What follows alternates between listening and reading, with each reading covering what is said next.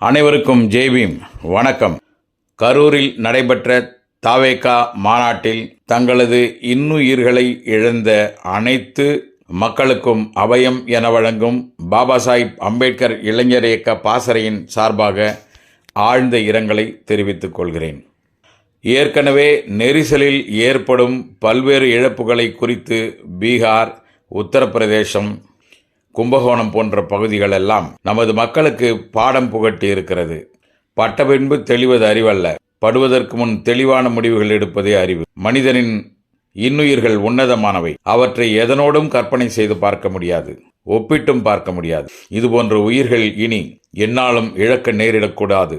எவ்வளவுதான் இழப்பீடுகள் கொடுத்தாலும் இழந்த உயிர்களுக்கு அவைகள் ஈடாவாது.